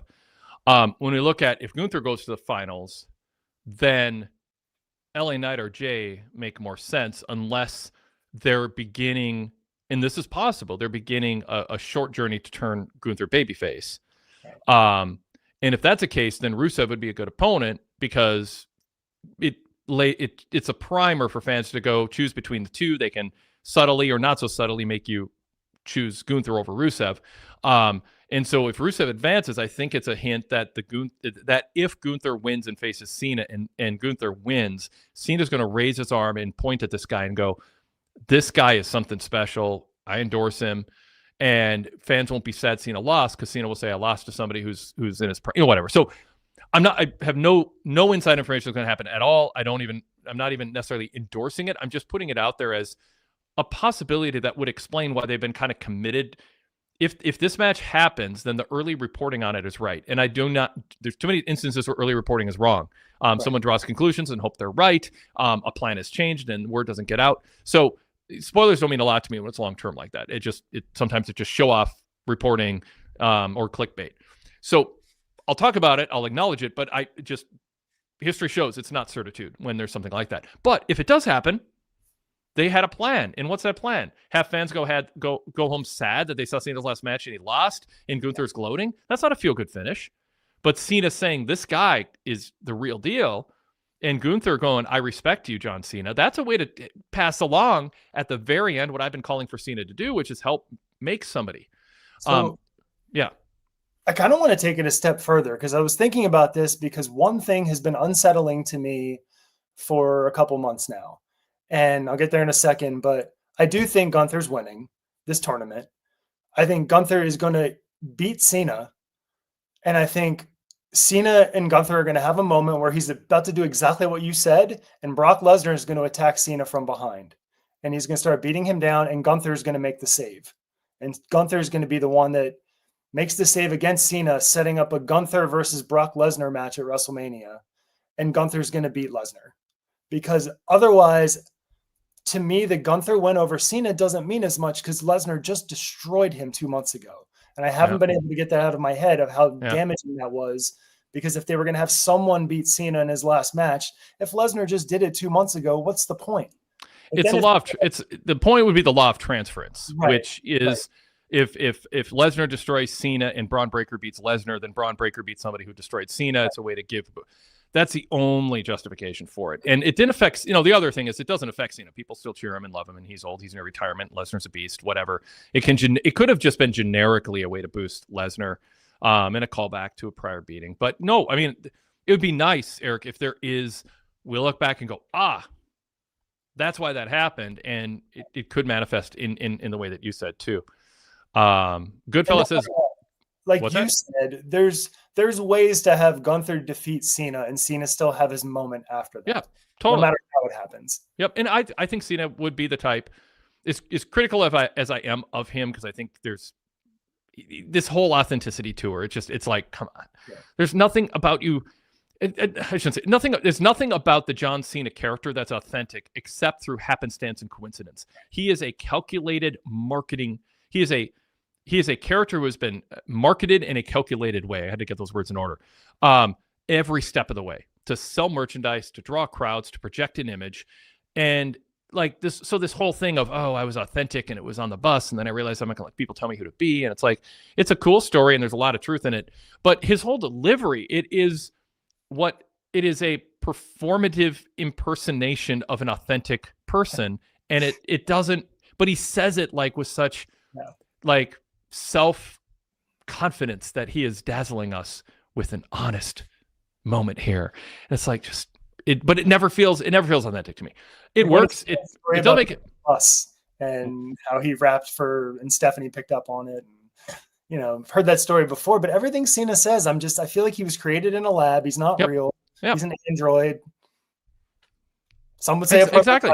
And that's not to say he's a bad guy outside of the ring. I'm just saying his character is not what he's presenting it as, and he's doing so in such a the word just escaped me.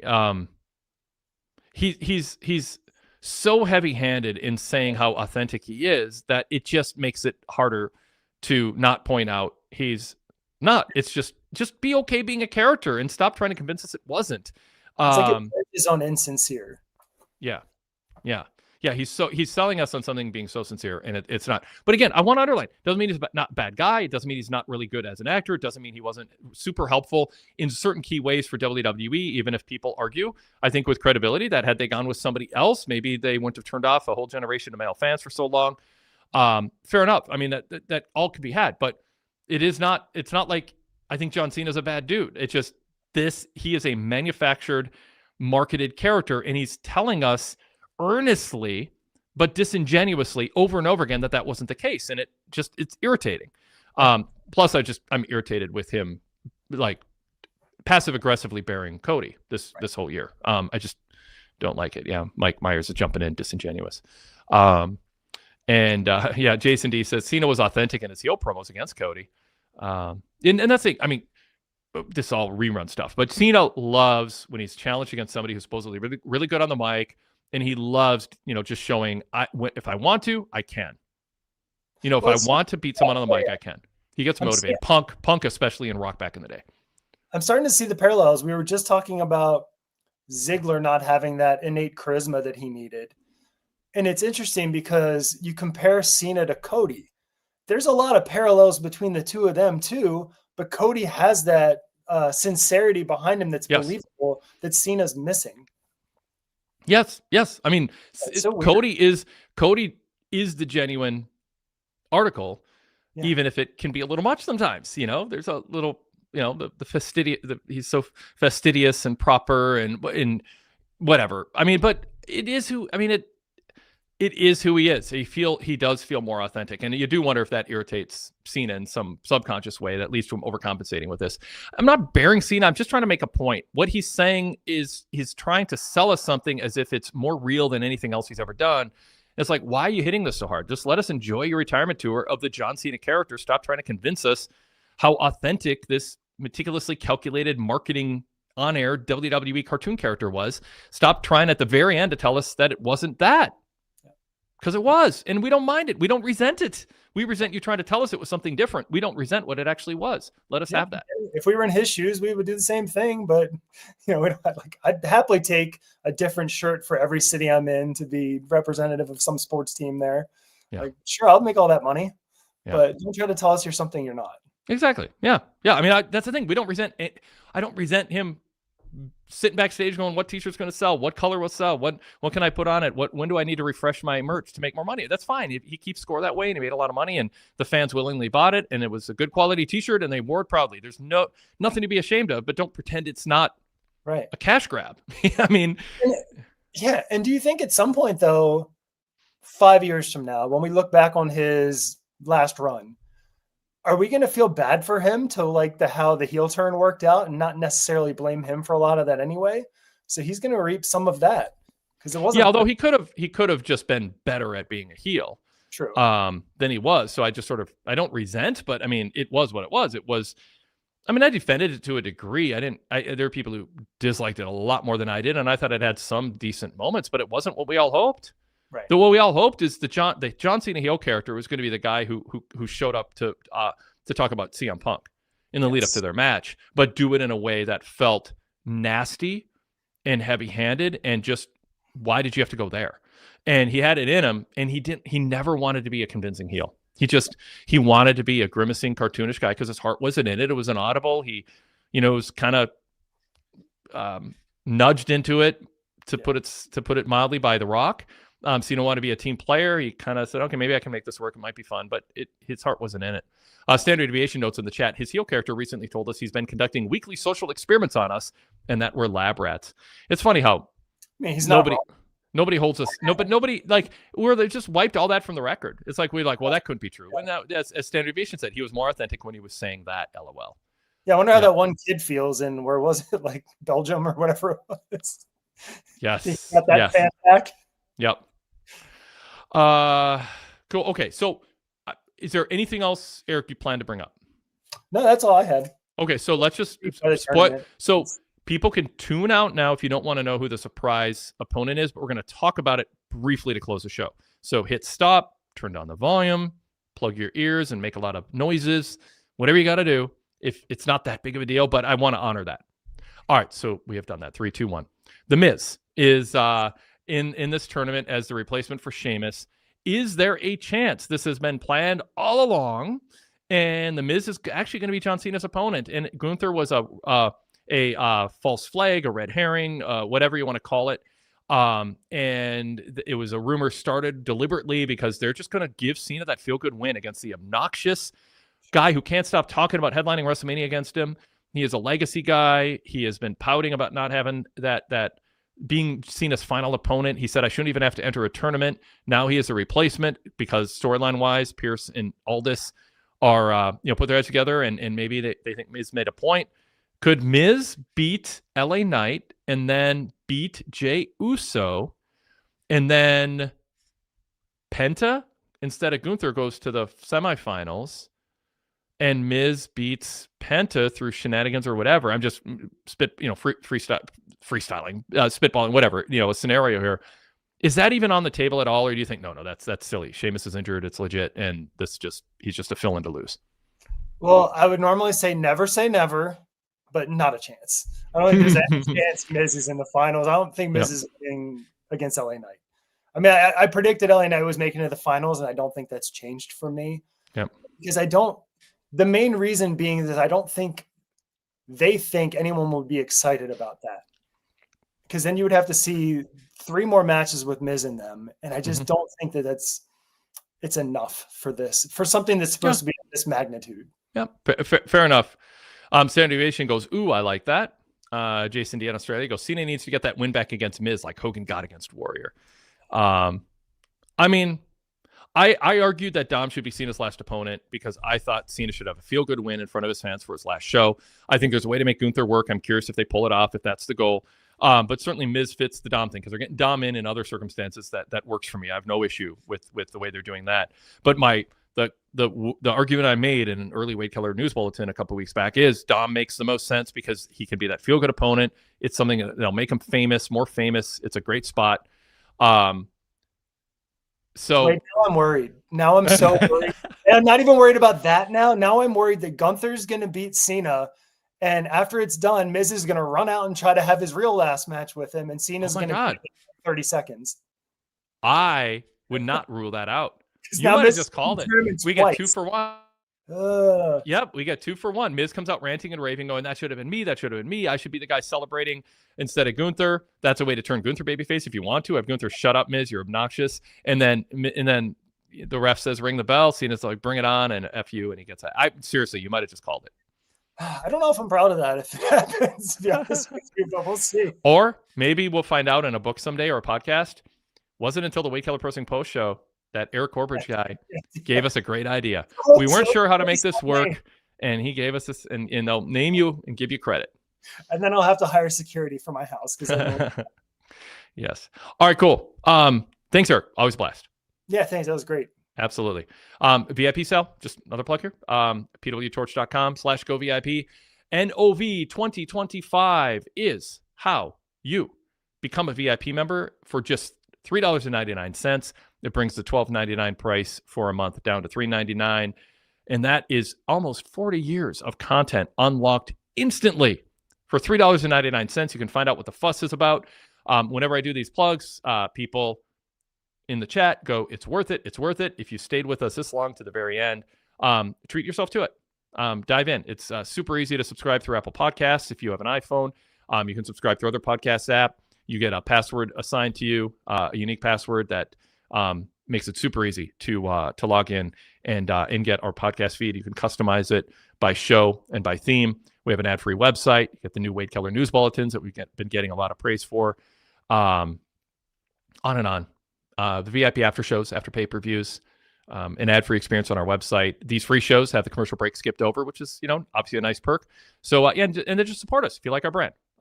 It's not about us. It should be about you getting something out of it. And I make that pitch. But yeah, if you appreciate the way we cover wrestling and you don't feel good about some of the corporations that want your money for different things, throw it to a true small business that hopefully you respect the way that we approach what we do. PWTorch.com/GoVIP. Coupon code NOV2025. Thanks, Derek. Thanks to Griffin, our on-site correspondent. Always good to hear from our callers and the chat. And we will talk to all of you tomorrow night. Check out our coverage of Full Gear. And again, on the Blue Logo Show, the Wade Keller podcast, which is free, is a 45-minute preview of Full Gear. It'll catch you up if you haven't been paying attention to AEW. Some fun discussion about the different directions things can go. And then that Tony Khan Q&A also included as the second half of the show.